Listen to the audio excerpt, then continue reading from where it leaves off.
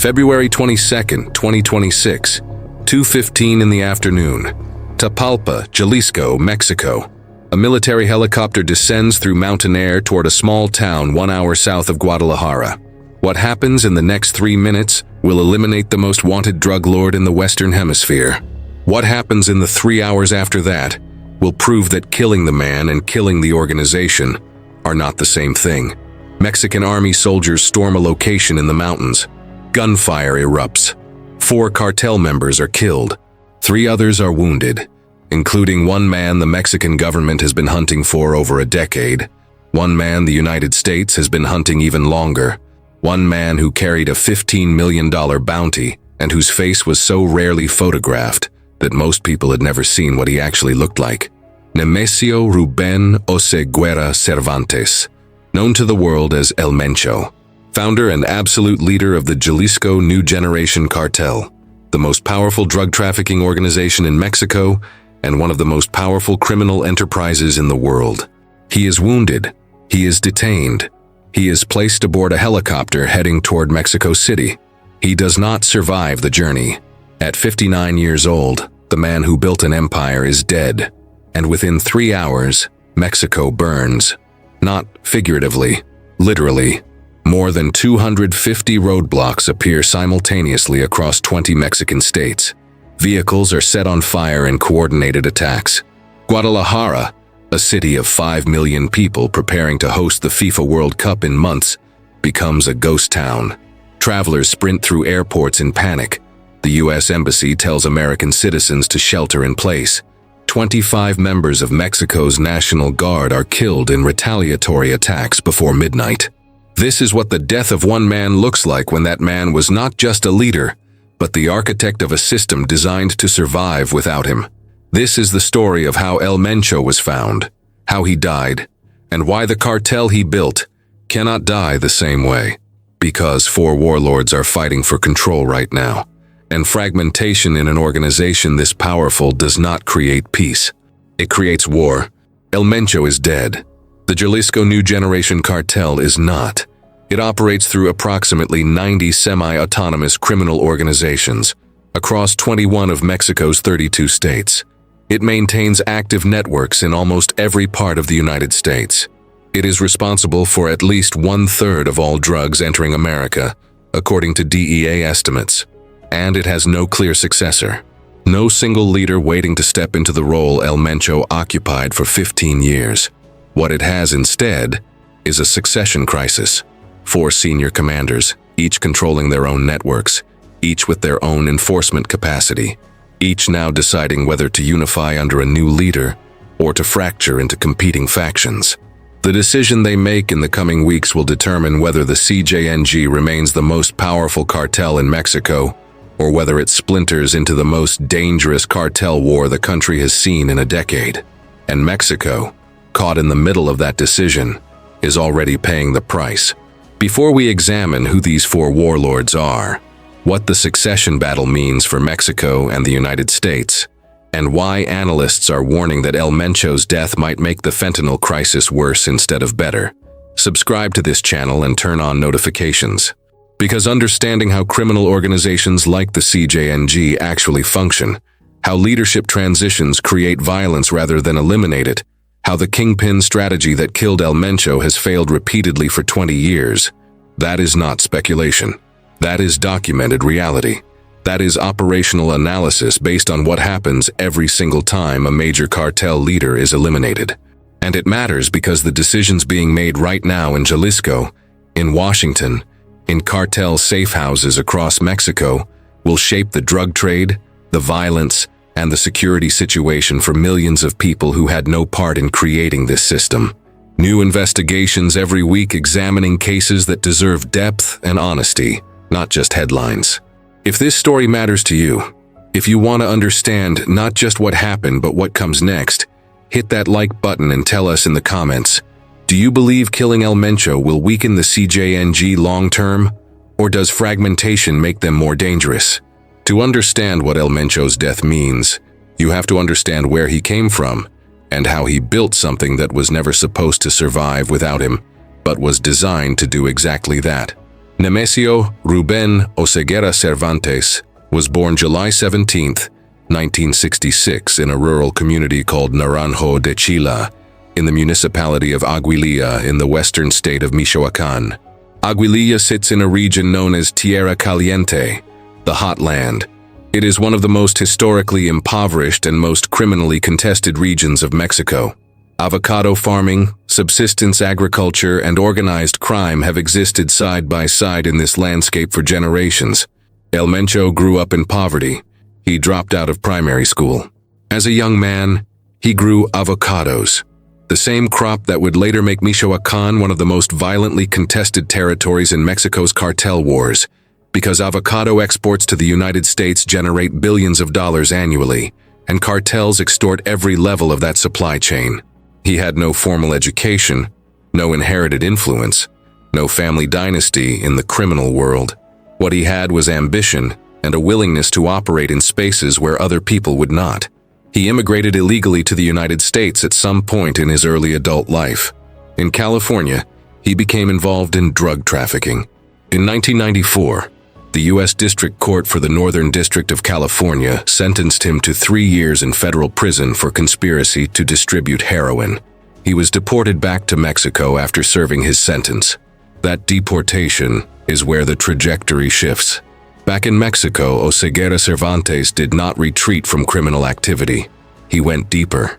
He became a police officer in Jalisco, a position that in the corridors of organized crime provided cover, intelligence, and contacts that a civilian could never access.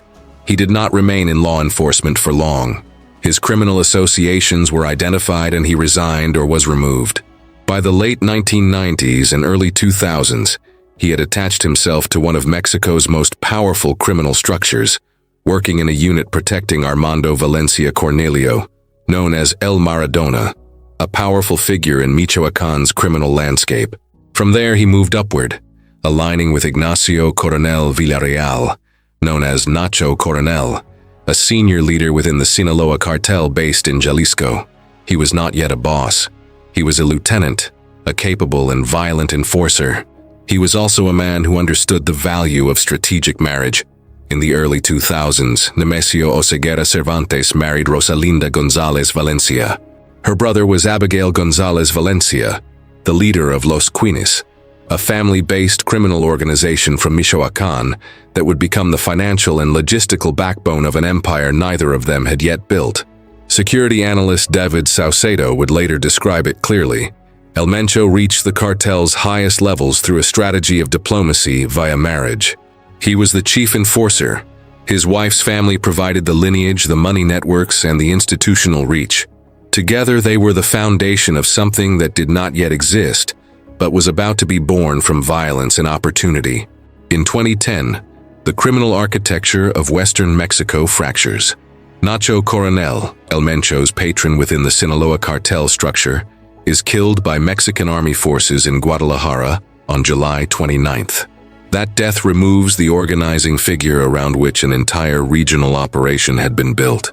Simultaneously, Oscar Orlando Nava Valencia, the leader of the Milenio cartel, the structure under which El Mencho and others had been operating, is captured by Mexican authorities. The Milenio cartel splinters. Two factions emerge almost immediately. One calls itself Los Torcidos, the other La Resistencia. They begin fighting each other for control of drug trafficking routes through Jalisco and surrounding states. Los Torcidos win, and Los Torcidos by approximately 2011 become what the world will come to know as the Cartel de Jalisco Nueva Generación, the Jalisco New Generation Cartel, the CJNG, with El Mencho at its head. What follows is one of the most rapid expansions of criminal power in modern Mexican history.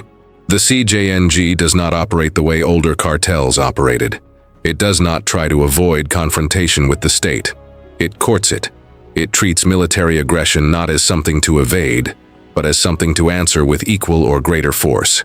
From its earliest years, the CJNG demonstrates a willingness to directly attack the institutions of the Mexican government that no cartel had done with such consistency or public visibility. In August 2012, Mexican security forces launch an operation targeting the CJNG in Guadalajara. El Mencho is not captured.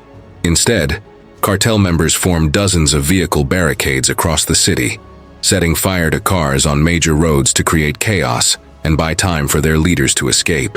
It is the first major public demonstration of the CJNG's capacity for citywide disruption. It will not be the last. By 2015, the U.S. Treasury Department formally designates El Mencho as a sanctioned drug lord.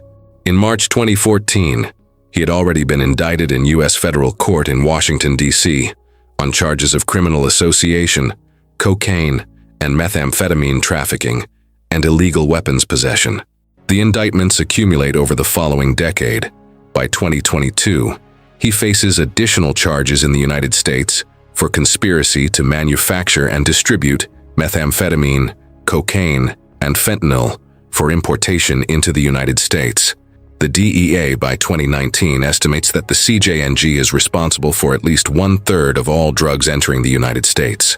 Former DEA agent Matthew Donahue states publicly that El Mencho is the #1 priority for the DEA and for federal law enforcement. The U.S. State Department raises its reward for information leading to his arrest to $15 million. And yet El Mencho remains free. Part of the reason is operational discipline. Unlike cartel leaders who cultivated public profiles, who appeared in narco corridos and social media videos, who sought to project personal fame alongside criminal power, El Mencho maintained an almost total absence from public visibility. Only a handful of photographs of him existed, and most were decades old. He moved constantly. He avoided electronic communications wherever possible. He built an organization structured to function without his direct daily command. His health was also for years a subject of speculation. In 2020, reports emerged that El Mencho suffered from kidney disease so serious that he had constructed a small hospital specifically to treat it. By 2022, Insight Crime reported that he had not been seen publicly in years. Rumors of his death circulated in the Mexican press more than once. In February 2022, several outlets reported he had been killed in a cartel confrontation. Others claimed kidney failure had taken him. None of it was true. He was still alive, still in command, still protected by an organization that operated with brutal efficiency. Then, in the years leading up to 2026, the circle around El Mencho begins to close. December 2022, his brother Antonio Oseguera Cervantes, known as El Tony Montana, is arrested by the Mexican army in Guadalajara. Authorities identify him as a logistics operator for the CJNG, supplying weapons, laundering money, coordinating attacks. In February 2023, Antonio is extradited to the United States. In 2020, El Mencho's son, Ruben Oseguera Gonzalez, known as El Menchito, had already been extradited to the United States where he is serving a prison sentence. With his son in U.S. custody, El Mencho's line of succession is broken at its most natural point. In November 2024, El Mencho's son-in-law, Christian Fernando Gutierrez Ochoa, a high-ranking CJNG leader who had faked his own death and fled to Riverside, California, under an assumed identity, is arrested by U.S. agents. El Mencho himself had reportedly told associates that he had killed his son-in-law for lying, an elaborate cover story to protect someone who was in reality hiding in plain sight in Southern California. On February 28, 2025, El Mencho's older brother Abraham, known as Don Rodo, regarded as one of the CJNG's founding figures and its primary money laundering operator, is recaptured by Mexican authorities in Jalisco. By early 2026, every senior member of El Mencho's family circle that investigators could identify is either dead, imprisoned in Mexico, or serving sentences in the United States. He is increasingly isolated, increasingly ill, and increasingly visible to the intelligence apparatus closing in on him. February 22, 2026. Tapalpa, Jalisco, a mountain town approximately 1 hour south of Guadalajara. Population roughly 7,000 people. The Mexican army, acting on intelligence that the United States government later confirms it provided directly, moves on a specific location. The operation is coordinated through joint interagency task force structures, through which U.S. Northern Command regularly works with the Mexican military, A U.S. defense official later confirms American military participation, while emphasizing that this was a Mexican military operation. Troops reach the location. They come under fire immediately. 4 CJNG members are killed at the scene. El Mencho is wounded. He and 2 others are detained and placed aboard transport heading to Mexico City. During that transfer, the convoy comes under attack again. The military returns fire. 3 of those being transported die of their injuries. One of them is Nemesio Ruben Oseguera Cervantes. El Mencho is dead. It is approximately mid-afternoon on February 22nd, when the Mexican Secretariat of National Defense confirms it publicly. Within minutes, Mexico begins to burn. The details of the February 22nd operation tell a specific story about how intelligence services locate a target who has successfully evaded capture for over a decade. The Mexican Defense Secretariat states that the raid was carried out with what they describe as complementary information from U.S. authorities. White House Press Secretary confirms that the United States provided intelligence support to the Mexican government for the operation.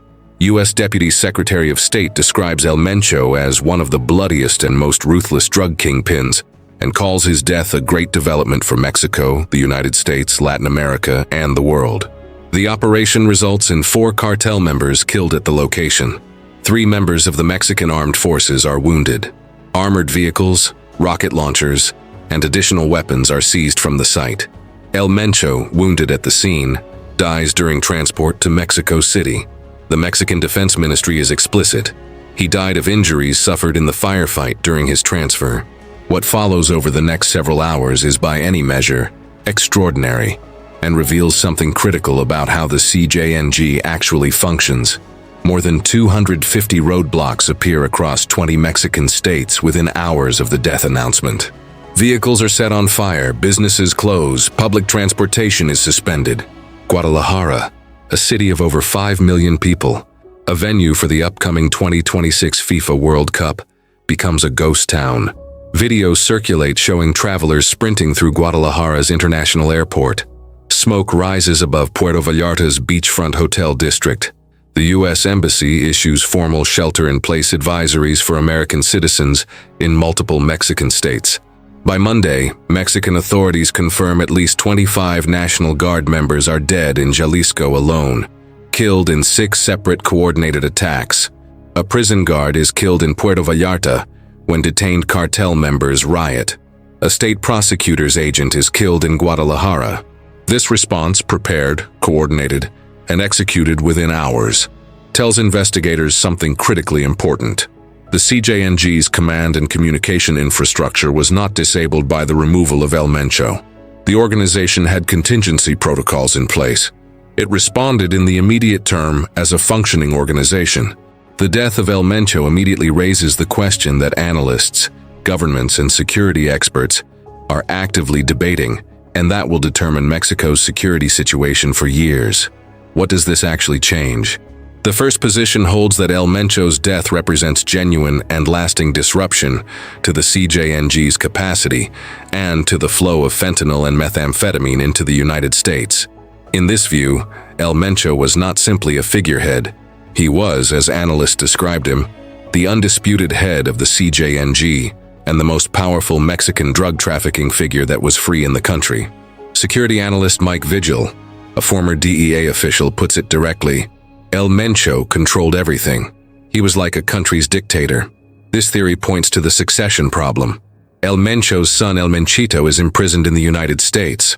His stepson, Juan Carlos Valencia Gonzalez, known as El P2 or El Pelon, is considered by some analysts as potential successor, but lacks influence among other cartel commanders.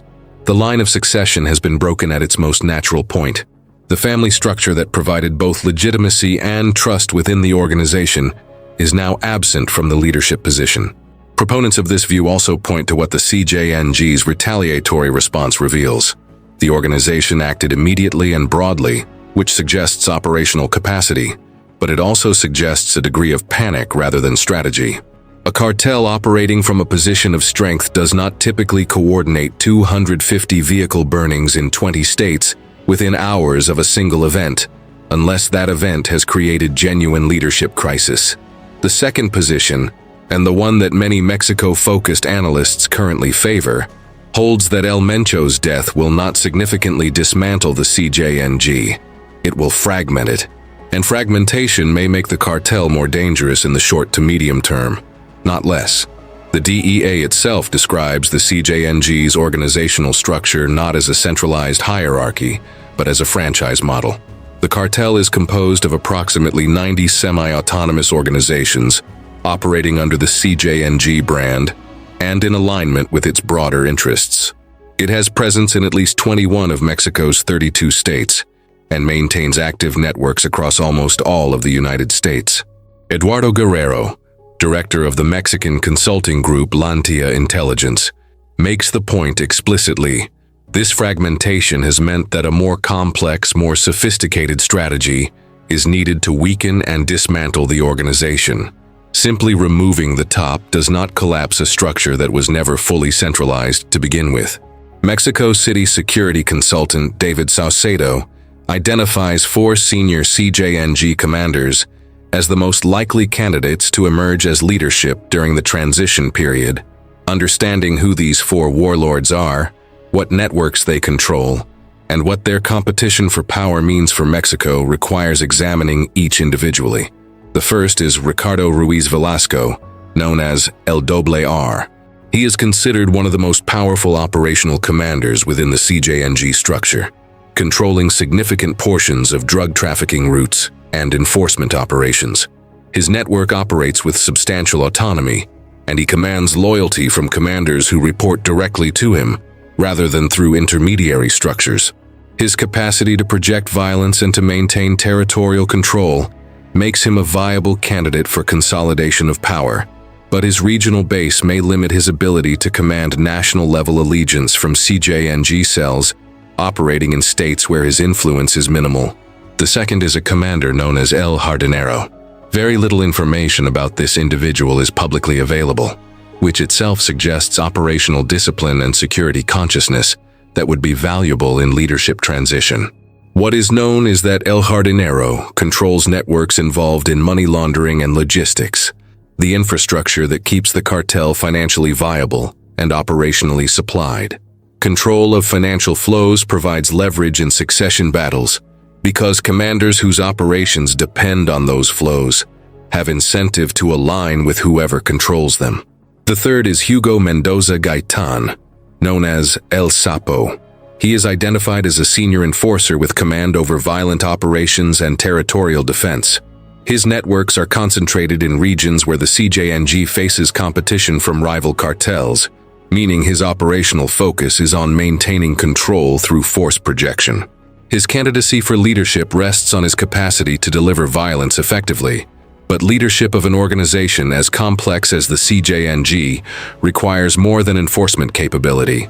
It requires political skill, financial acumen, and the ability to negotiate with multiple factions simultaneously.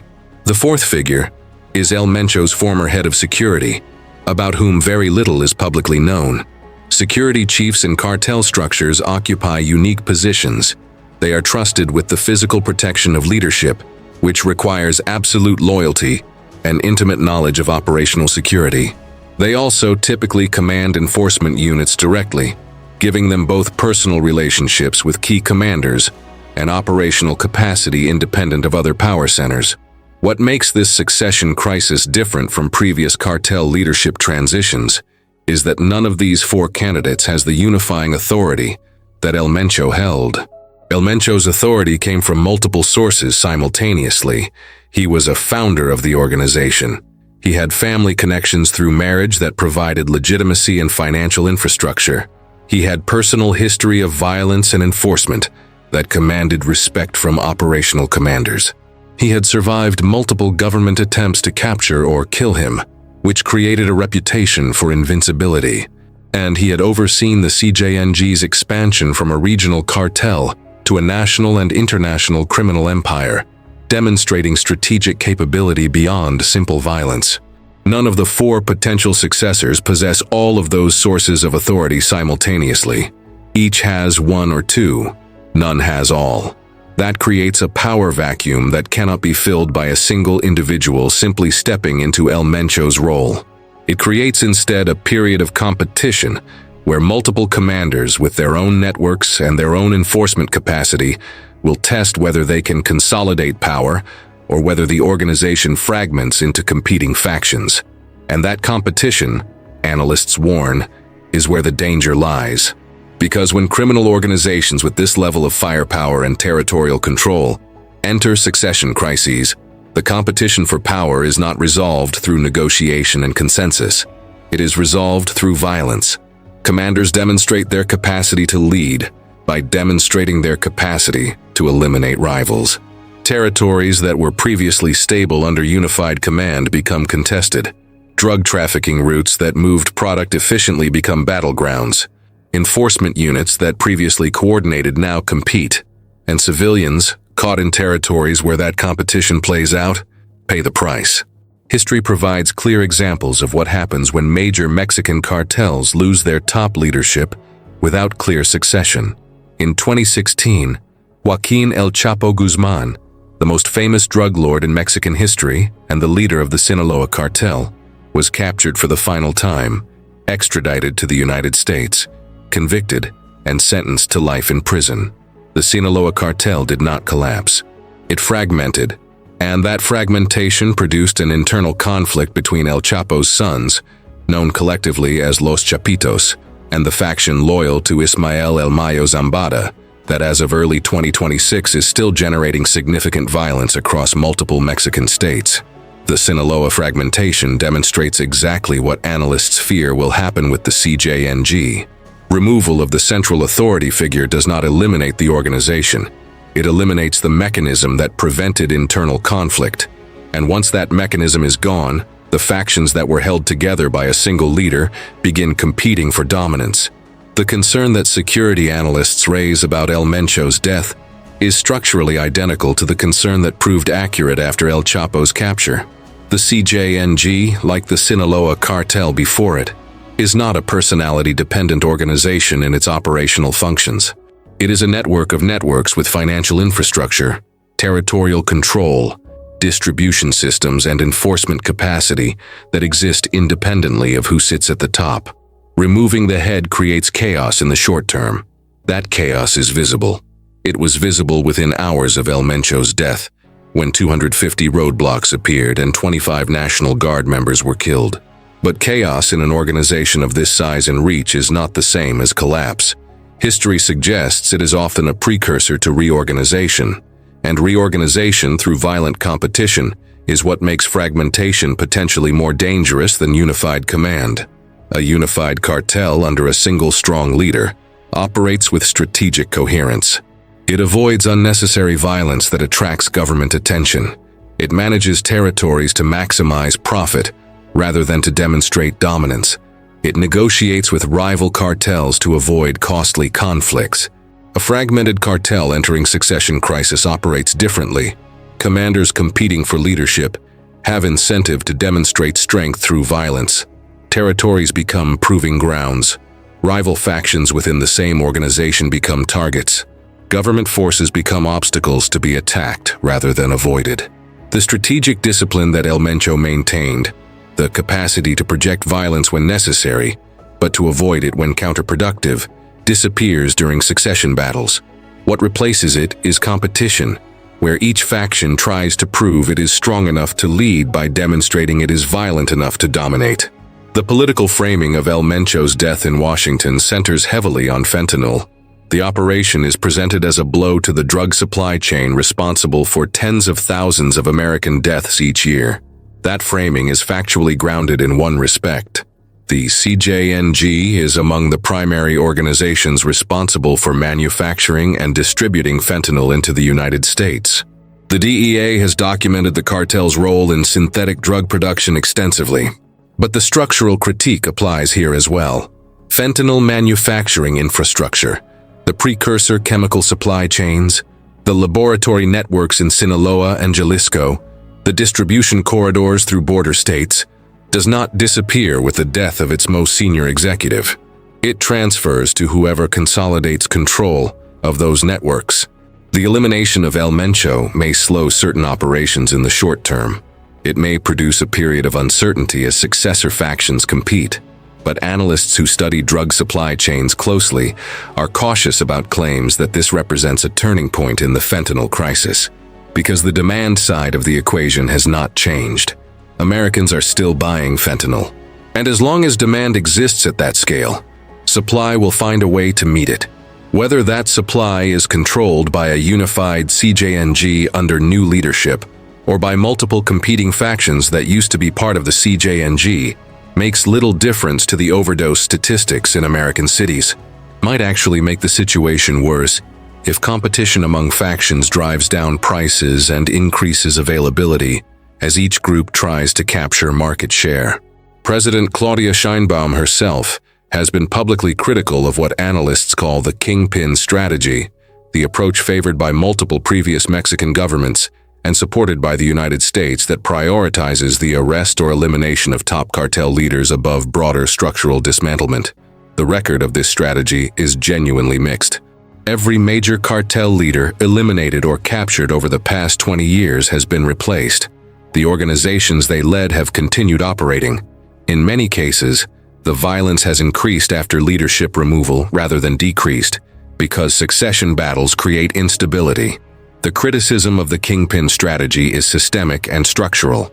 It is a critique of a framework, not of the individual soldiers and intelligence analysts who executed a specific and dangerous mission that found El Mencho and eliminated him. 3 members of the Mexican armed forces were wounded in the operation. The convoy carrying him was attacked during transport.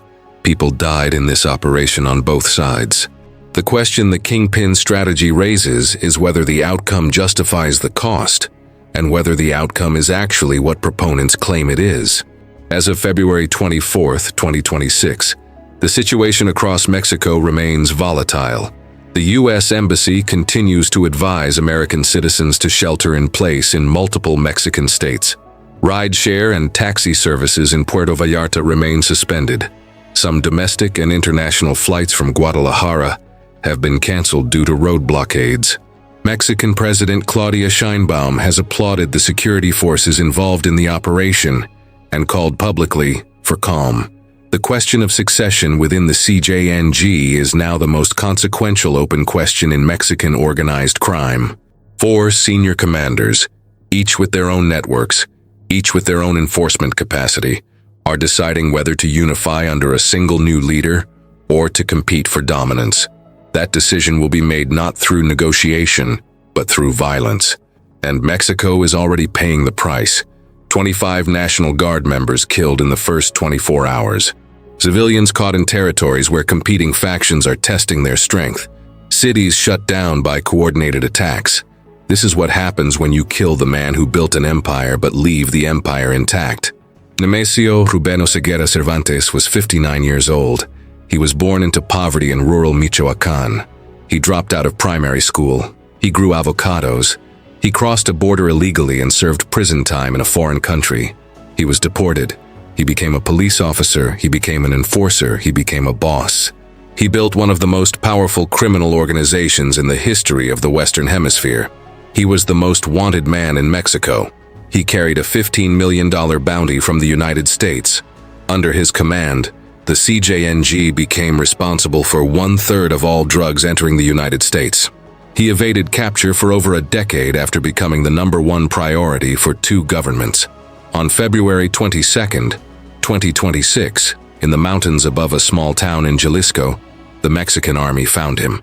He did not survive, and within hours, 25 National Guard members were killed in retaliatory attacks. Mexico watched its cities fill with smoke. The question that now falls to Mexico, to the United States, and to every analyst watching this moment, is whether the architecture that produced El Mencho can be dismantled by eliminating the people who rise to lead it, or whether the system, the poverty, the institutional corruption, the drug demand, the franchise model, is something that survives leadership transitions and continues producing violence regardless of who sits at the top. El Mencho is dead. The Jalisco New Generation Cartel is not.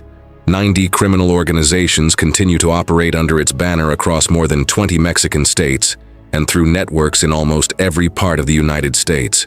4 warlords are competing for control right now. No clear successor has emerged, and history tells us what happens next. Power struggles in organizations of this size produce violence, not stability. The families of the 25 National Guard members killed in retaliatory attacks are living the consequences of this operation in ways that no policy framework adequately addresses. The conversation this death demands about what replacing El Mencho with the same system that produced him actually accomplishes, about what sustainable security requires beyond eliminating individuals, is harder than the political moment allows. It will need to happen anyway, because the next leader of the CJNG is being chosen right now through violence. And when that choice is made, the organization will still be there. The fentanyl will still flow north, and the cycle will continue until someone addresses the system instead of just the people it produces. What do you believe comes next? Does El Mencho's death weaken the CJNG long-term, or does fragmentation make them more dangerous? Share your analysis in the comments. If this investigation gave you deeper understanding of what actually happened and what it means, subscribe and hit that notification bell. We examine these cases with the seriousness they deserve, not for shock value, but because the decisions made in operations like this shape the lives of millions of people. Thank you for approaching this story with the gravity it deserves.